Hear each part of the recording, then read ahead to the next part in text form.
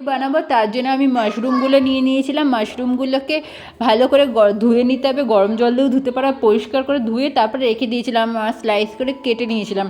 আর তার সাথে আমি একটু বিনস আর একটুখানি আলু আর ক্যারট আর কলিফ্লাওয়ার আমি সব অল্প অল্প করে নিয়েছি, যে চাল কতটা নেবো তার অনুযায়ী আমাকে নিতে হবে। তো সামান্য এগুলোকে চপ করে নিয়েছিলাম কেটে। তারপরে আমি এর মধ্যে কার্ড নিয়েছি, কার্ডটা আমার একটু বেশি হয়ে গেছিলো, কিন্তু কার্ডটা তোমরা কমও নিতে পারো অনুযায়ী, মানে যতটা নেবে সেই কোয়ান্টিটিতে। তারপরে একটুখানি আমি কাশ্মীরি রেড চিলি আর আমি একটুখানি হলুদ গুঁড়ো আর জিরে না ধনে জাস্ট কোনটা দিয়েছি মনে পড়ছে না, কিন্তু ওই একটা মানে একটা যে কোনো দিলেও হবে।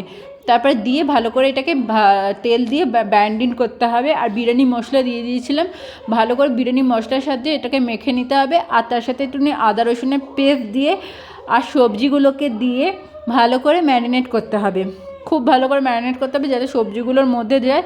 আর তার সাথে আমি একটু পিস দিয়ে দিয়েছিলাম, আমার কাছে ছিল, ফ্রোজেন ছিল না, আমি এটা রেডিমেড কিনে নিয়ে এসেছিলাম। তো এটাকে আমি ভালো করে রেডিমেড কিনে বাজার থেকেই নিয়ে এসেছিলাম, এটা তারপর করেছি। আর পেঁয়াজটাকে ভালো করে বেরিস্তা করে নিতে হবে, আমি সর্ষের তেলে না, এটা রিফাইন অয়েলেই করেছিলাম।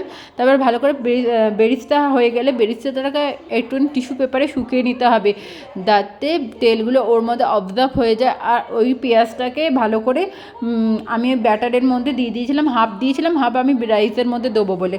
তারপরে আর ধনে পাতা কুচি আর একটু পুদিনা পাতা কুচি এটার মধ্যে দিতে হবে, আর একটুখানি লেবুর রসও দিতে হবে। তো আমি দিয়ে ভালো করে এটাকে রেখে দিয়েছিলাম। তারপরে প্যানের মধ্যেই আবার আমি একসঙ্গে এটাকে বসিয়ে দেবো, একটুখানি